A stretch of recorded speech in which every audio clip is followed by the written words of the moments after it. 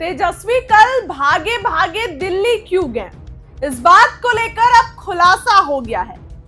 RJD के नेता हैं आलोक मेहता, उन्होंने बड़ा बयान दिया है। सबसे पहले उनकी बातों को सुनिए।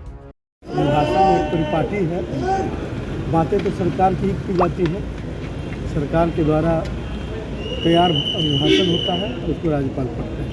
राजभवन का भी नाम चेंज करने से क्या होगा, भावना बदलनी चाहिए। जो भावना है वो विकृत होती चली जा रही है। सरकार प्रजातांत्रिक मूल्यों का हनन कर रही है और राजभवन का नाम लोक भवन बदलने से, नाम बदलने से कुछ नहीं होगा। नाम बदलने से भावनाएं नहीं बदल सकती, भावनाओं को बदलना होगा। अपने कार्य अपना जो कार्य है उनमें, उसमें प्रजातांत्रिक मूल्यों को स्थान देना होगा। नई सरकार बनने के बाद लगातार एनकाउंटर हो रहा है, अलग अलग जगहों पर देखा जा रहा है, कैसे देखते हैं? इनकाउंटर नियम के तहत तो यदि होता है, मैं नहीं समझता कि कोई भी देश का कोई भी कानून यह अलाउ करता है कि किसी भी व्यक्ति को आप पुलिस सजा देगी। सजा तो कोर्ट देती है ना, कोर्ट देती है और कोर्ट में इसका होना चाहिए। अब आप अपराध नियंत्रण के नाम पर मानवाधिकार का उल्लंघन हो, मानवीय मूल्यों का उल्लंघन हो, उसका विरोध होना चाहिए। और मैं शासन व्यवस्था को सख्त करने के पक्ष में हूँ, लेकिन इसमें नियम, कायदे, कानून का, मूल्यों का स्थान जरूर होना चाहिए। सर, विधानसभा सत्र चल रहा है और ऐसे में विपक्ष के नेता तेजस्वी यादव दिल्ली गए हैं, सवाल खड़े कर रहे हैं कि सत्र के दौरान वो दिल्ली में ऐसा असंभव है क्या? पहले नहीं गया है कोई, मुख्यमंत्री भी जाते हैं सत्र के बीच में। ऐसी कौन सी बात है? ये कोई नई बात नहीं, कोई अपने व्यक्तिगत काम से, आवश्यक काम से जा सकते हैं। सुना आपने कि क्या कुछ उन्होंने कहा। उन्होंने ये कहा कि तेजस्वी यादव दिल्ली गए हैं, क्या कुछ बातें हो रही है। देखिए, जो सत्ता पक्ष के लोग हैं उनको एक मौका चाहिए। तेजस्वी यादव आज क्यों नहीं आए? विपक्ष के नेता होके भाग रहे हैं, जबकि 2 दिन वो थे और आज तीसरे दिन उनकी फैमिली दिल्ली में, इसलिए तेजस्वी यादव वहां के लिए रवाना हुए।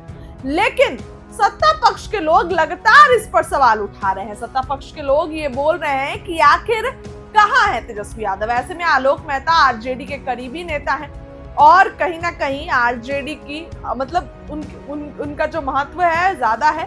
तो ऐसे में उन्होंने ये कहा कि तेजस्वी यादव को लेकर बयान आपने सुना। आज तीसरा दिन था, राज्यपाल का अभिभाषण जो है वो हुआ, लेकिन आवाज ठीक से नहीं आने पर विपक्ष काफी ज्यादा हंगामे करने लगा। विपक्ष जो है वो टेबल जो है उस पर जो कह सकते हैं तो हंगामे करने लगा और आरजेडी की एमएलसी उर्मिला ने तो नीतीश कुमार से बहस तक कर ली। तो ये सब कुछ विधान सभा के अंदर हुआ, लेकिन सदन के बाहर भी गर्मा गर्मी कम नहीं थी। सदन के बाहर भी हंगामे बहुत थे और कहीं ना कहीं अफरा तफरी का माहौल था। 2 दिन और बचा हुआ है, लेकिन इन दोनों दिन कहीं ना कहीं सदन के अंदर गर्माहट हो, मतलब हंगामे हो सकते हैं, माहौल गर्म हो सकता है, क्योंकि कल तेजस्वी आ सकते हैं। आज रात में पटना आएंगे और कल और परसों दोनों दिन सदन में शामिल होंगे। ऐसे में आलोक मेहता का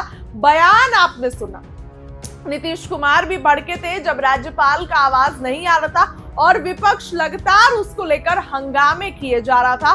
तो ऐसे में जो है तमाम चीजें हुई और ऐसे में फिर से सुनिए क्या कुछ आलोक मेहता कहते नजर आ रहे। अभिभाषण एक परिपाटी है, बातें तो सरकार की जाती है, सरकार के द्वारा तैयार अभिभाषण होता है और उसको राज्यपाल पढ़ते हैं। राजभवन का भी नाम चेंज करने से क्या होगा, भावना बदलनी चाहिए। जो भावना है वो विकृत होती चली जा रही है। सरकार प्रजातांत्रिक मूल्यों का हनन कर रही है और राजभवन का नाम लोक भवन बदलने से, नाम बदलने से कुछ नहीं होगा। नाम बदलने से भावनाएं नहीं बदल सकती, भावनाओं को बदलना होगा। अपने कार्य अपना जो कार्य है उनमें, उसमें प्रजातांत्रिक मूल्यों को स्थान देना होगा। नई सरकार बनने के बाद लगातार एनकाउंटर हो रहा है, अलग अलग जगहों पर देखा जा रहा है, कैसे देखते हैं? इनकाउंटर नियम के तहत तो यदि होता है, मैं नहीं समझता कि कोई भी देश का कोई भी कानून यह अलाउ करता है कि किसी भी व्यक्ति को आप पुलिस सजा देगी। सजा तो कोर्ट देती है ना, कोर्ट देती है और कोर्ट में इसका होना चाहिए। अब आप अपराध नियंत्रण के नाम पर मानवाधिकार का उल्लंघन हो, मानवीय मूल्यों का उल्लंघन हो, उसका विरोध होना चाहिए। और मैं शासन व्यवस्था को सख्त करने के पक्ष में हूँ, लेकिन इसमें नियम, कायदे, कानून का, मूल्यों का स्थान जरूर होना चाहिए। सर, विधानसभा सत्र चल रहा है और ऐसे में विपक्ष के नेता तेजस्वी यादव दिल्ली गए हैं, सवाल खड़े कर रहे हैं कि सत्र के दौरान वो दिल्ली में चलेगा। ऐसा असंभव है क्या? पहले नहीं गया है कोई, मुख्यमंत्री भी जाते हैं सत्र के बीच में, ऐसी कौन सी बात है? ये कोई नई बात नहीं, कोई अपने व्यक्तिगत काम से, आवश्यक काम से जा सकते हैं। भाषा में एक परिपाटी है, बातें तो सरकार की की जाती है, सरकार के द्वारा तैयार भाषण होता है, उसको राज्यपाल पढ़ते हैं। राजभवन का भी नाम चेंज करने से क्या होगा? भावना बदलनी चाहिए। जो भावना है वो विकृत होती चली जा रही है।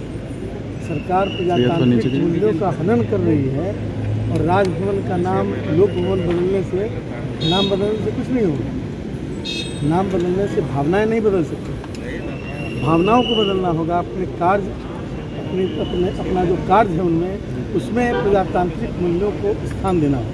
नई सरकार बनने के बाद लगातार एनकाउंटर हो रहा है, अलग अलग जगहों पर देखा जा रहा है, कैसे देखते हैं? इनकाउंटर नियम के तहत तो यदि होता है, मैं नहीं समझता कि कोई भी देश का कोई भी कानून यह अलाउ करता है कि किसी भी व्यक्ति को आप पुलिस सजा देगी। सजा तो कोर्ट देती है ना, कोर्ट देती है और कोर्ट में इसका होना चाहिए। अब आप अपराध नियंत्रण के नाम पर मानवाधिकार का उल्लंघन हो, मानवीय मूल्यों का उल्लंघन हो, उसका विरोध होना चाहिए। और मैं शासन व्यवस्था को सख्त करने के पक्ष में हूँ, लेकिन इसमें नियम, कायदे, कानून का, मूल्यों का स्थान जरूर होना चाहिए। सर, विधानसभा सत्र चल रहा है और ऐसे में विपक्ष के नेता तेजस्वी यादव दिल्ली गए हैं, सवाल खड़े कर रहे हैं कि सत्र के दौरान वो दिल्ली में चलेगा। ऐसा असंभव है क्या? पहले नहीं गया है कोई, मुख्यमंत्री भी जाते हैं सत्र के बीच में, ऐसी कौन सी बात है? ये कोई नई बात नहीं, कोई अपने व्यक्तिगत काम से, आवश्यक काम से जा सकते हैं।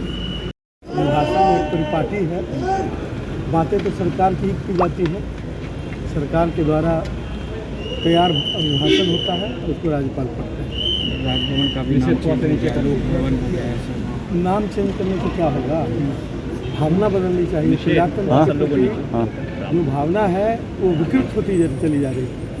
सरकार प्रजातांत्रिक मूल्यों का हनन कर रही है और राजभवन का नाम लोक भवन बदलने से, नाम बदलने से कुछ नहीं होगा।